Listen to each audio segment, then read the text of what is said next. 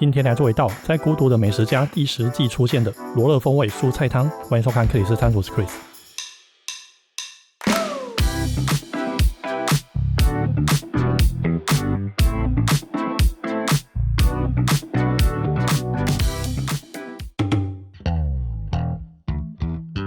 由于在网络上找不到这道汤品的资讯，所以我可以合理推断出它要么就改名了，要么就是厨师的原创料理。我也只能在短短的影片中找出一些线索。第一个，它是鲜艳的绿色，而且是罗勒风味。第二个，它是清汤，不是浓汤。第三，它有颗粒状的蔬菜料。第四，具有油亮感。所以除了根据五郎说的它里面有甜椒跟节瓜之外，既然是汤，就免不了用三宝，才能让汤底更具甜味。罗勒的部分我选用红谷九层塔，把它塑造成台湾南部的风味。但我们都知道，不管九层塔或罗勒都很容易氧化，要怎么把它煮进汤里面，而且还保持鲜绿色呢？这个问题不大，我们先来解决蔬菜汤的部分吧。根茎类比如红萝卜，能买到带土的最好，因为还没经过水洗，可以保存比较久。清洗时只需要用这一种软毛的牙刷刷一刷就好了，所以记得你淘汰掉的牙刷不要丢哦，留着洗菜很好用，特别像甜椒的地头就能很容易刷干净。红萝卜去皮要削干净哦，这道汤讲求细致的口感，所以西芹的老茎照惯例也得撕干净。感谢伟大的老茎在西芹成长的过程保护它、呵护它。来咯，你们期待的小仪式 ，Say no， 老茎拜。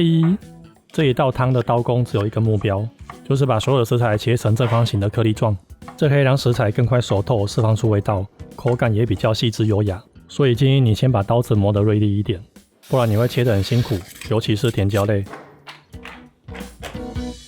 好了，全部整整齐齐的，看起来就舒爽。当然，如果你想切得跟罗宋汤一样大块的形状也可以啊，只是炖的时间得拉长，工序不一样。调味料准备盐、胡椒还有综合香料，看片中这些深色的小碎片，应该是综合香料没有错。开火热锅，这种又要炒又要煮的料理，我会比较推荐用铸铁锅。那我用这一支是我自己出的万用珐琅铸铁砷锅，是我亲自参与研发，走募资平台上架的。因为卖得不错，现在也放在我的电商平台卖了，所以如果你来不及参加募资，之后也买得到哦。锅热下油，倾斜锅齿让油流动，直到锅底产生油纹，就代表油热了。我们就先从三宝开始炒，主要目的是炒出香气。下锅后把食材初步炒开，翻搅均匀，再下一小块奶油。这一步是非必要，如果你手上有奶油就加，这可以添增一些奶香味。维持中火继续翻炒约1分半，香气就上来了。再把其他蔬菜料加进来，一样维持中火继续翻炒约2分钟左右。捞一点蔬菜起来看看，颜色更加鲜艳了，这是因为蔬菜内部受热开始出水。这时候就可以下一点点的综合香料，也可以顺便转点胡椒一起炒。香料炒出香气后，就可以把它们煮成蔬菜汤了。这边我选择加入鸡高汤，毕竟直接加水味道有点单薄啊。那如果你是素食的朋友，也不用担心哦，可以在汤里面煮一点干香菇或者昆布，加点乌妈米在里面，味道就很棒了。加入1整罐的高汤，再兑上1杯的水。你不一定要全部都用高汤哦，这样有点太奢侈。因为我们蔬菜量够多，底味是足够厚实的，所以你1份高汤可以兑2到3份的水都没问题。最后再来2片月桂叶进去，汤滚了转小火煮10分钟就好了。这样子蔬菜汤的工作就告一段落。到目前为止都很简单，下一步就是想办法怎么让汤变成绿色。我们都知道绿色的蔬菜不耐久煮，一旦煮过头不是变黑就是变黄，所以想把汤变成绿色，唯一的途径就是额外添加。我的想法是这样子，加一个网子取一点蔬菜汤，汤煮滚下一大把罗勒快速煮熟。这一步目的是要快速断生，让酵素停止作用，这样它就不会继续变黑啦。煮熟的罗勒连汤一起倒进透明量杯里，这是为了方便你们观察接下来的变化。踏入手持搅拌棒，快速把罗勒打碎，成果就会像这样子。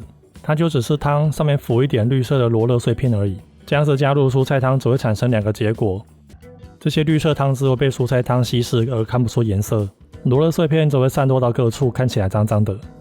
所以下一步就是乳化它，拿出上好的冷压初榨橄榄油，在高速转动同时缓缓地倒入橄榄油。我们利用机器的高转速跟橄榄油浓稠的质地，强制跟罗勒汁进行乳化。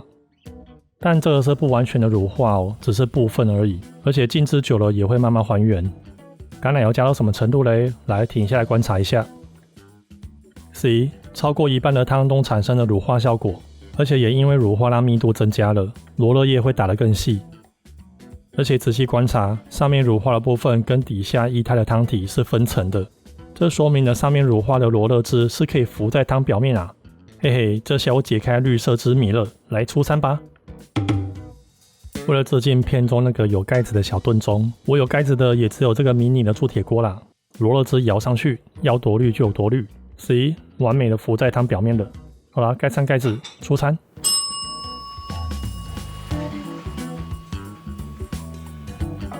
好啦，这样就成功复刻出《孤独的美食家》第10季所出现的罗勒风味蔬菜汤。